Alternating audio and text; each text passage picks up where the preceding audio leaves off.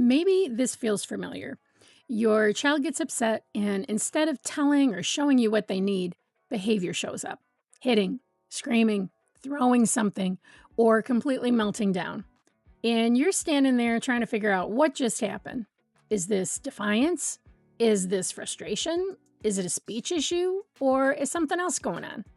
If you've had that moment, I want to walk you through what's actually happening underneath it and show you a few shifts that you can use immediately to change how you respond, especially if words seem to disappear when your child is upset.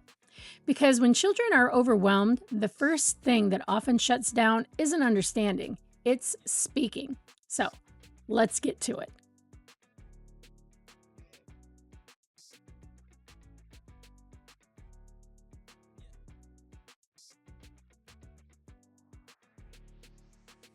Hey there, I am so glad that you're here to learn more about what's really happening underneath big reactions like hitting, screaming, or meltdowns. So, if you are new to my channel, I'm Jill, also known as the Mentor Mom. I'm a licensed clinical social worker, and I've spent nearly 3 decades working in the homes of families with toddlers and preschoolers as an early childhood interventionist. And what I can tell you is this: when words disappear, there's usually something developmental happening underneath it. All right, let's walk through what might be going on. Let's start by talking about the expressive receptive gap and why that matters. Here's something we see consistently in child development research: toddlers understand far more than they can say. By around age 2, many children understand several hundred words, sometimes 200, 300, even more. But they may only be able to say 50 or so. That gap is normal. Understanding develops earlier. Speaking requires more coordination. To say a word out loud, your child has to retrieve it from their memory, organize it, coordinate breath and motor planning, and stay regulated enough to access it. Understanding language is simpler in the moment, it's recognition based. Speaking is production based. Now, layer stress on top of that. When your child becomes overwhelmed, tired, frustrated, overstimulated, their nervous system shifts into protection mode. And when that happens, the parts of the brain that support flexible thinking and word retrieval become less accessible. So, what goes first?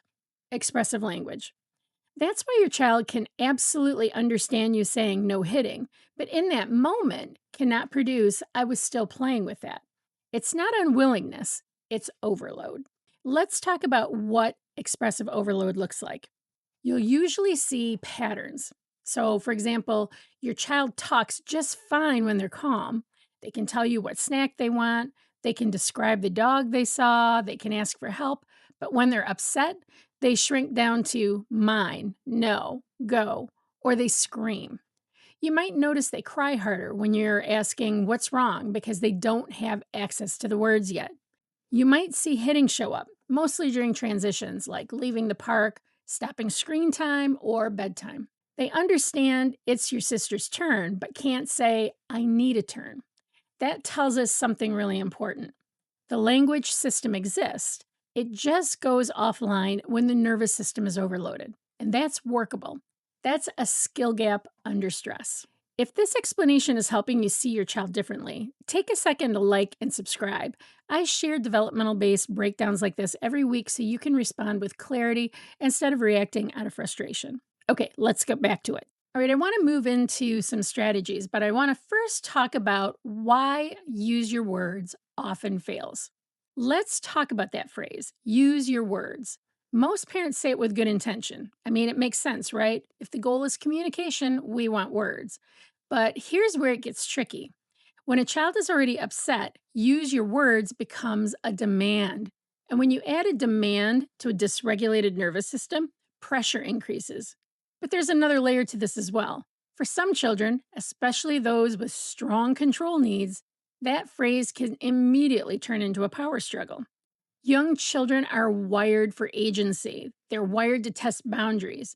They're wired to assert themselves. They're wired to feel for where control lives. So when we say use your words in a firm tone, especially in the middle of a conflict, it can land like perform right now. Do this because I said so.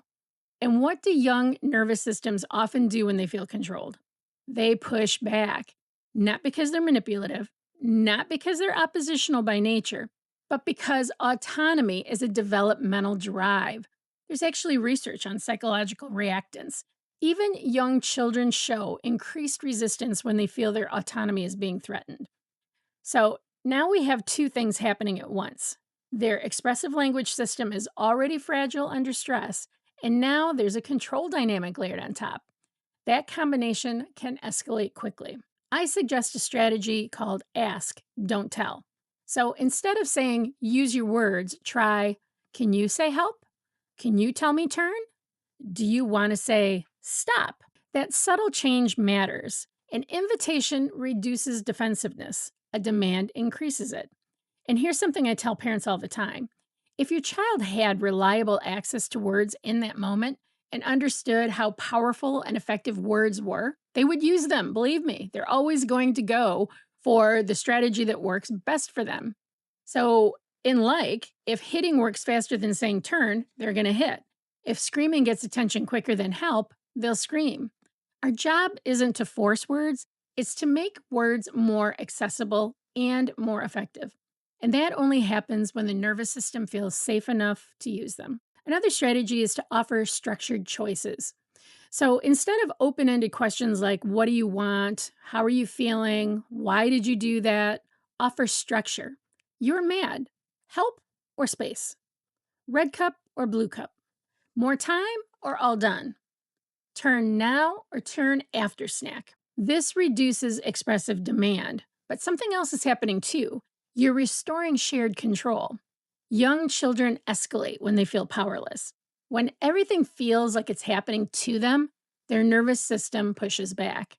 When you offer two acceptable choices, you keep the boundary, but you give agency.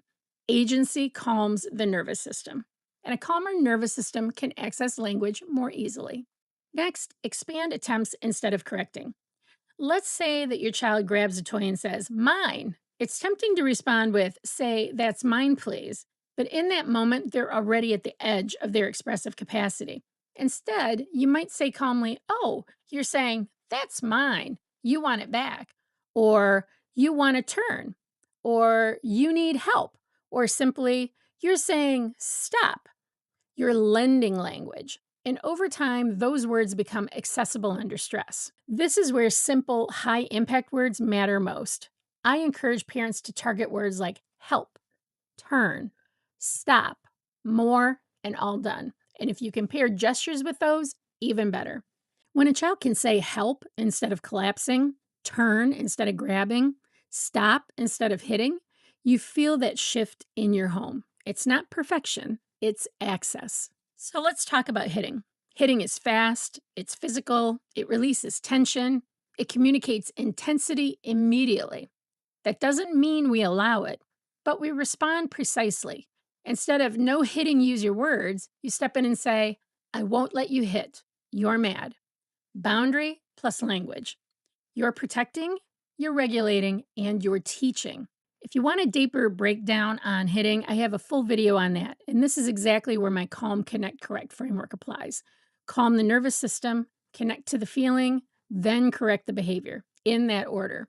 Because correction doesn't stick if the body is still flooded. Next, I want to talk about what if expressive language is very limited.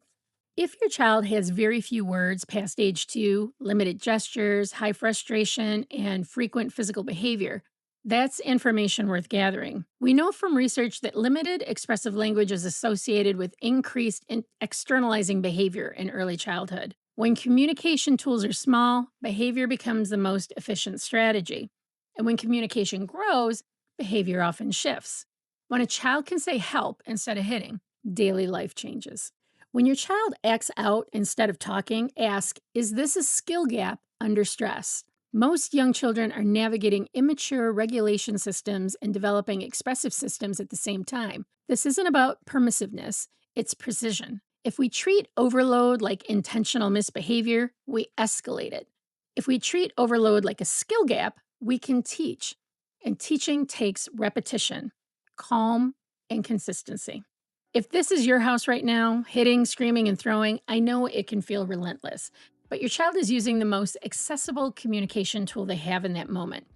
Our work as parents is to expand that access gradually, steadily, without shame, because shame narrows language. Safety expands it. So, if this helped you see your child differently, share it with another parent who might need that shift as well. And tell me in the comments, what word would you change right now in your house? What would you target? Help, turn, stop, more, something else? I'd love to hear about it. Please drop it below. If you'd like a clearer picture of what communication development should look like at your child's age, I do have a link down below to my free speech milestones checklist because I'm a big believer that clarity can reduce anxiety for us as parents. So be sure to check that out. And, when you understand what's actually happening, it allows us to respond differently, and that can really change everything. So I hope you found this helpful, and I will see you next time.